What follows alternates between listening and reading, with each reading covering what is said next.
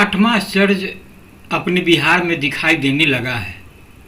अब तो मानना ही पड़ेगा कि राष्ट्र परम वैभव से चंद कदम दूर रह गया है। बिहार में 2 ऐसे मेडिकल कॉलेज गौरव केंद्र बन गए हैं जहां बगैर किसी स्पेशलिस्ट डॉक्टर, कंपाउंडर, नर्स या तकनीकी स्टाफ के ही सुपर स्पेशलिटी हॉस्पिटल खुल गए हैं। है न फख्र की बात। जी हाँ, न्यूज़लेटर के साथ हाजिर हूँ मैं राकेश रंजन। तो आगे बढ़ते हैं। मुजफ्फरपुर श्री कृष्ण मेडिकल कॉलेज अस्पताल, संक्षेप में आप इसे SKMCH कह सकते हैं, और Darbhanga DMCH Darbhanga medical college अस्पताल में 210 बेड के सुपर स्पेशलिटी हॉस्पिटल रन करने लगे हैं। आप सोच रहे होंगे कि डॉक्टर के बजाय रोबोट और AI तकनीक से सुपर स्पेशलिटी हॉस्पिटल चलेंगे, तो बेवकूफ़ी है। अगर केंद्रीय स्वास्थ्य मंत्री JP नड्डा द्वारा दोनों सुपर स्पेशलिटी हॉस्पिटल के उद्घाटन से पहले डॉक्टर, स्टाफ, रोबोट वगैरह की तैनाती कर दी जाती तो 8वें आश्चर्य की गुंजाइश नहीं रह जाती। कमाल तब होता है जब से बिल्डिंग खड़ी कीजिए और सुपर स्पेशलिटी अस्पताल चालू। इसे कहते हैं अमृत काल में कमाल, बगैर डॉक्टर के दौर पर अस्पताल। मेरे कहे पर भरोसा नहीं कीजिए, जो अखबार में छप जाता है वही अंतिम सत्य है। तरक्की का नया नजरिया वाले अखबार के पेज 1 पर हेडलाइन पढ़िए, अब इलाज को दिल्ली मुंबई नहीं जाना पड़ेगा। खबर पढ़कर मुझे बहुत मलाल हो रहा है। मैं अभी अभी मुंबई से ऑपरेशन करा कर लौटा हूँ। मैं नाहक इलाज कराने मुंबई जा पहुँचा। 1 महीने और पीठ का दर्द, असह्य पीड़ा सह लिया होता तो मुझे भी सुपर स्पेशलिटी अस्पताल में इलाज ऑपरेशन का सौभाग्य प्राप्त होता। मुझे तो laparoscopic surgeon doctor Satish Kumar ने गुमराह किया। उन्होंने हिदायत दी, आप मुजफ्फरपुर में या बिहार में ऑपरेशन मत कराइए, कहीं बाहर चले जाइए। मेरे अंदर के पत्रकार ने सवाल दागा, आप खुद शहर के मशहूर सर्जन हैं, आप मेरा ऑपरेशन क्यों नहीं करेंगे?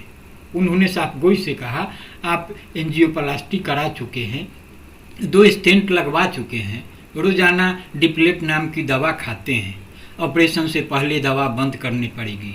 बेहतर होगा कि आप बाहर किसी कार्डियोलॉजिस्ट की देखरेख में गोल ब्लडर का ऑपरेशन करा लें। मैं डॉक्टर सतीश कुमार पर तरस खाकर उनके चैम्बर से निकला। घोड़ा अगर घास से दोस्ती कर ले तो कैसे जिंदा बचेगा? अगर डॉक्टर अपने मरीज को और वकील अपने मुवक्किल को दूसरे दरवाजे का रास्ता दिखाने लगे तो कैसे चलेगी उनकी रोजी रोटी? बहरहाल जब मुंबई में डॉक्टर मुक्ता ने मुझसे कहा कि आपके शहर के डॉक्टर सतीश कुमार ने अपने पेशे की प्रति ईमानदारी बरती, बिल्कुल सही सलाह दी, तो मैंने राहत की सांस ली। तो यह कहना अन्याय होगा कि हमारे शहर के किसी डॉक्टर में नैतिकता नहीं है।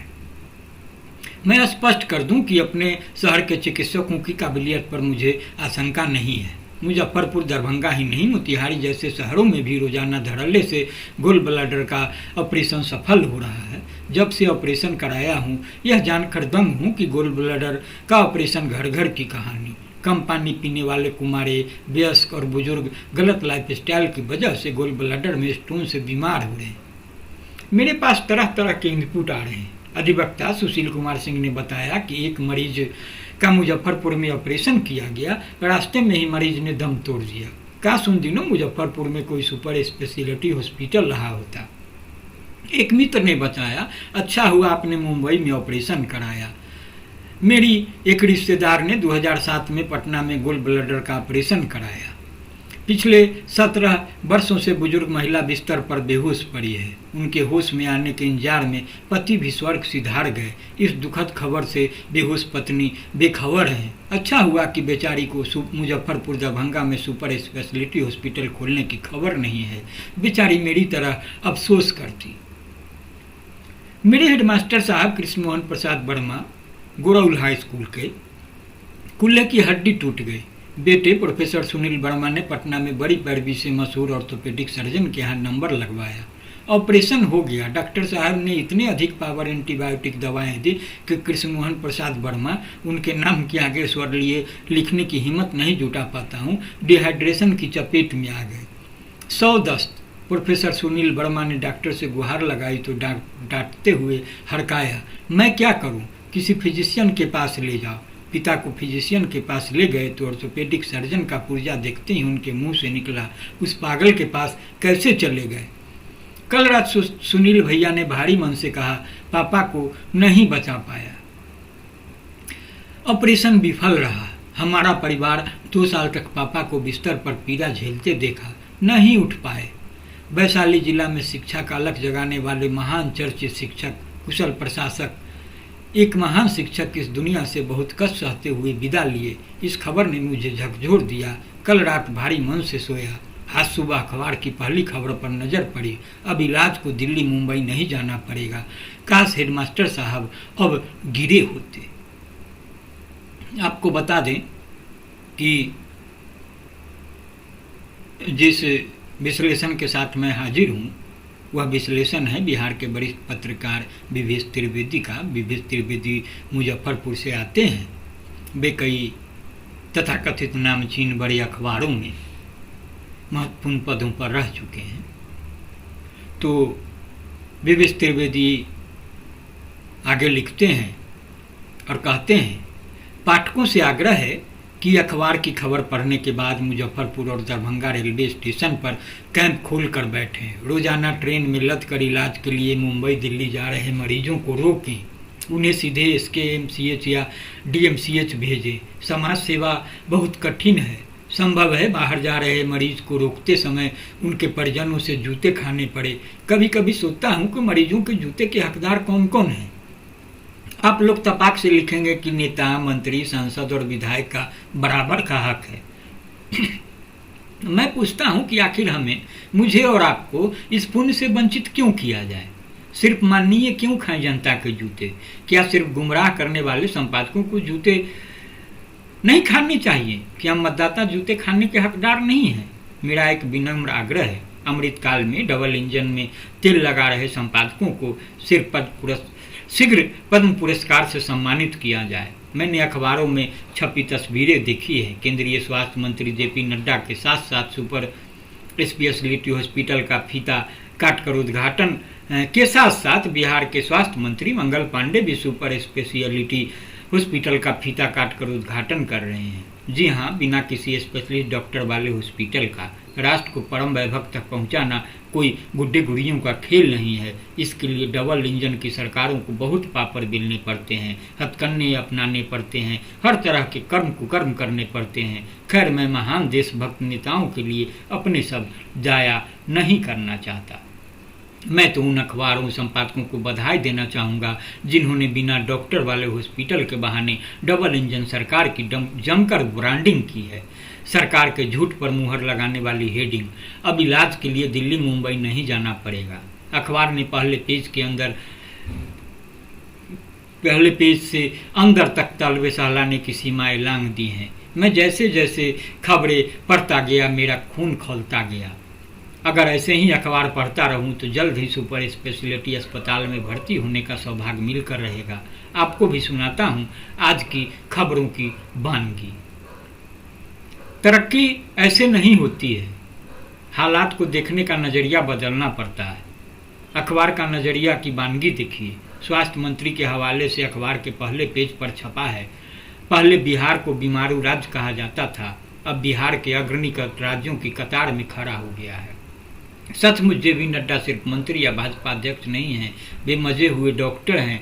बिहार के बीमार न होंगे, चंगा होने का हेल्थ सर्टिफिकेट दे गए। हाल ही में पगड़ी खोलकर बाल मुड़वाने वाले उप मुख्यमंत्री सम्राट चौधरी ने कहा कि मुख्यमंत्री नीतीश कुमार की अगुवाई में बिहार तेजी से आगे बढ़ रहा है। उनके इस बयान को पढ़कर जी करता है अपने सिर पर जूते मारूं। अखबार का पहला वाक्य, केंद्रीय स्वास्थ्य और परिवार कल्याण मंत्री JP नड्डा ने कहा कि SKMCH में वर्ल्ड क्लास सुपर स्पेशलिटी अस्पताल बना है। खबर पढ़कर मैं निष्कर्ष पर पहुंचा कि वर्ल्ड क्लास हॉस्पिटल वह है जहां डॉक्टर, मेडिकल स्टाफ की तैनाती नहीं हो। जब मैं पत्रकारिता सीख रहा था, मेरे संपादक अक्सर हिदायत देते थे कि मंत्री और राजनेता तरह तरह के दावे करते हैं, गाली गलौज भी करते हैं। पत्रकार और अखबार का दायित्व बनता है कि नेता की जुबान से निकली झूठी बातों और अपशब्दों को खबर कदापि नहीं बनाए, क्योंकि अखबार में छपी खबरों को जनता सत्य समझती है। मैं यहाँ पाठकों पर छोड़ता हूँ कि जूते खाने के पहले हकदार कौन हैं, राजनेता या संपादक। महान संपादक ने पहले ही पैराग्राफ में छापा है, अब गंभीर इलाज के लिए पटना, दिल्ली या मुंबई जाने की आवश्यकता नहीं होगी। सभी प्रकार की गंभीर बीमारियों का इलाज एक ही छत के नीचे मिल जाएगा।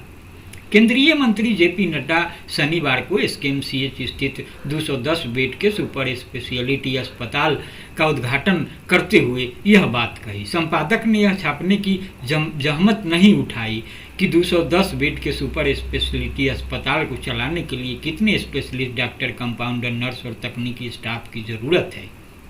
किसी पत्रकार ने जेपी नड्डा या मंगल पांडे से यह पूछने की हिम्मत नहीं जुटाई कि बगैर स्पेशलिस्ट डॉक्टर, कंपाउंडर या नर्स के इलाज कैसे हो पाएगा। सुपर स्पेशलिटी हॉस्पिटल में डॉक्टर स्टाफ की तैनाती कब तक हो पाएगी। बिना डॉक्टर के इलाज इस सदी का सबसे बड़ा आश्चर्य है। यह कमाल यूं ही नहीं होता है। पहली ही खबर में संपादक ने मंत्री के हवाले से खुलासा किया है कि यह चमत्कार कैसे हो रहा है। भाजपा के राष्ट्रीय अध्यक्ष और केंद्रीय स्वास्थ्य एवं परिवार कल्याण मंत्री जेपी नड्डा ने शनिवार को मुजफ्फरपुर में जनता से कहा कि आपकी एक उंगली कमाल कर सकती है। सही बटन दबाओगे तो एम्स और सुपर स्पेशलिटी अस्पताल मिलेंगे, गलत बटन दबाओगे तो विनाश मिलेंगे। अब मैं यह नहीं पाठकों के विवेक पर छोड़ता हूँ कि जूते खाने के पहले हकदार झूठ बोलने वाले राजनेता हैं या झूठ फैलाने वाले संपादक। अब मैं दैनिक भास्कर के स्थानीय संपादक को बधाई देना चाहता हूँ। दैनिक भास्कर ने सच्चाई सामने लाने की ईमानदार कोशिश की है। आप पेज 3 की लीड स्टोरी की हेडिंग पढ़िए। सुपर स्पेशलिटी के सभी विभागों में शीघ्र तैनात होंगे विशेषज्ञ डॉक्टर। हेडिंग से ही स्पष्ट हो गया है कि जिस सुपर स्पेशलिटी हॉस्पिटल के उद्घाटन का डंका पीटा जा रहा है उसके विभागों में स्पेशलिस्ट डॉक्टर नदारद हैं। हालांकि अंदर खबर में संवाददाता द्वारा यह नहीं स्पष्ट किया गया है कि कितने स्पेशलिस्ट डॉक्टर, कंपाउंडर, तकनीकी स्टाफ और नर्स की नियुक्ति होनी है। बिहार के सदर अस्पतालों, मेडिकल कॉलेज और पटना एम्स का हाल किसी से छिपा नहीं है। हर जगह मरीजों की फौज है, लेकिन डॉक्टर और स्टाफ नदारद हैं। मेरी सलाह है कि मेडिकल काउंसिल ऑफ इंडिया अपनी नियमावली बदले। जब डबल इंजन की सरकार है तो नियम कानून बदलने में कोई दिक्कत नहीं होनी चाहिए। अब किसी मेडिकल कॉलेज को मान्यता देने से पहले यह शर्त नहीं होनी चाहिए कि सभी विभागों में डॉक्टर, कंपाउंडर, तकनीकी स्टाफ और नर्स के पद भरे हों। अब बिना डॉक्टर तैनात किए ही मेडिकल कॉलेज और सुपर स्पेशलिटी हॉस्पिटल को मान्यता दे देनी चाहिए। मैं अक्सर देखता हूं कि जब बेतिया मेडिकल कॉलेज में एमसीआई की जांच टीम जाती है, मुजफ्फरपुर के एसकेएमसीएच के विभागों को खाली छोड़कर यहाँ के डॉक्टर बेतिया स्थानांतरित कर दिए जाते हैं। जब एमसीआई की टीम एसकेएमसीएच आने वाली होती है, बेतिया के डॉक्टर यहाँ लाए जाते हैं। इस जद्दोजहद से मेडिकल कॉलेज और स्वास्थ्य विभाग को मुक्ति मिलनी चाहिए। यह भगवान ही बता सकते हैं कि सरकारी अस्पतालों और मेडिकल कॉलेज में कब तक चिकित्सक और कर्मचारी बहाल होंगे। कब तक हम लोग अपने अपने जूते अपने अपने सिर पर पीटते रहेंगे तो हमारे पाप शायद कुछ हद तक धुल जाएंगे। जिन्हें वोटर डबल इंजन सरकार बनाने में कोई योगदान नहीं किया, जिन्होंने डबल इंजन सरकार बनाने में कोई योगदान नहीं किया, वे चमड़ा का डबल लेयर वाला नया जूता खरीदें और बिहार विधानसभा चुनाव 2025 का इंतजार करें। तो आप इसे संजीदगी से सुनेंगे, गुनेंगे और प्रतिक्रिया से मुझे ज़रूर अवगत कराएंगे। लाइक करेंगे, शेयर करेंगे और हाँ, अगर आपने अब तक newsletter with Rakesh Ranjan को सब्सक्राइब नहीं किया है तो सब्सक्राइब भी करेंगे। नमस्कार।